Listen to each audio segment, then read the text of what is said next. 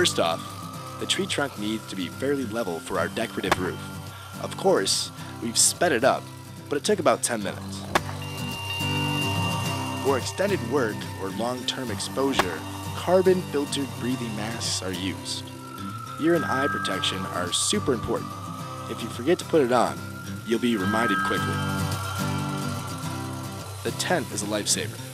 It keeps the rain away as well as the heat out in the dead of summer.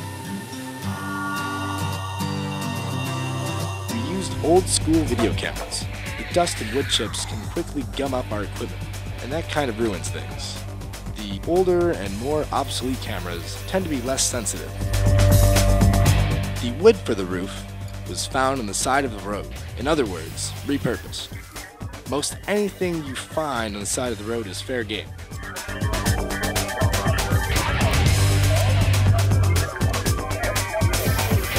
It just made sense to build the roof first. Eye it up and get ready to scratch out the actual wood art.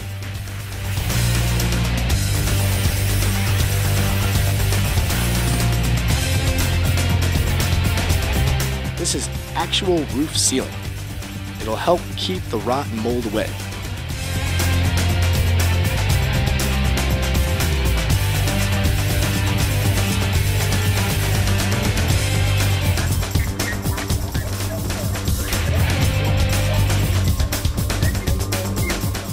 The handheld circular saw was the logical choice for the roof slats. Nice and clean.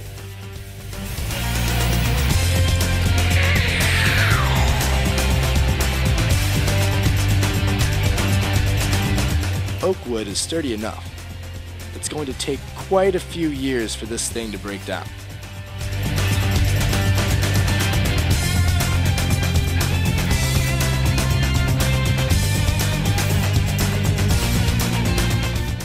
Rust-resistant galvanized steel screws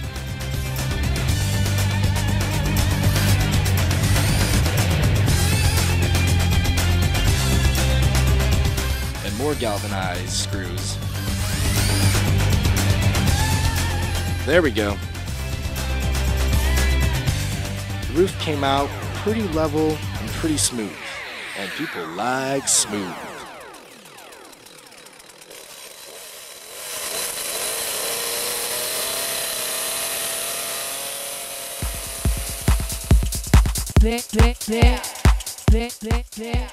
Took about 20 minutes to extract the recessed area for the nameplate. Of course, there's always the fear that you might run into pre-existing rot. None was found. Booyah!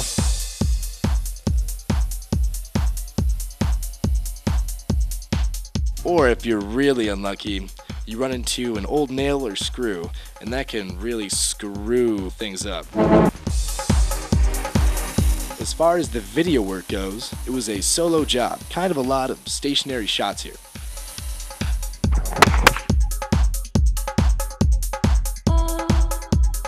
Days earlier, a two-dimensional sketch was drawn up as a sort of guide for everything.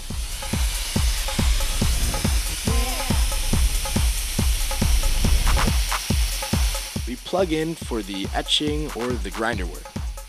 If you don't have enough amperage on the breaker, you'll know quick enough.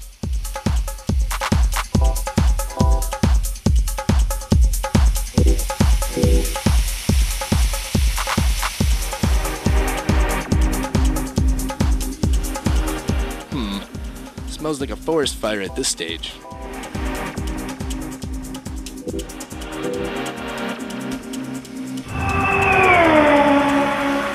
Standing back 20 or 30 feet, the letters looked a little too dainty.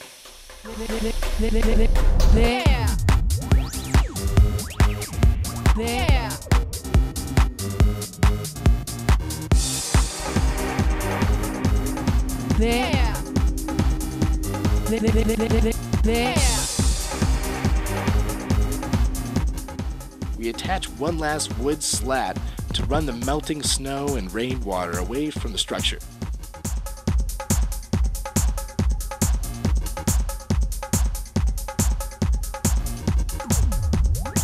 Silicone is an affordable product utilized as a water deterrent. Eventually, the exposed wood will turn gray, seal it up, and it will stay colorful for a lot longer. All told, about 3 hours were spent on this unique creation. Fun project. And remember, if you use a saw properly, there's no need to be scared. Texas Chainsaw Massacre films are scary, but that's a different topic.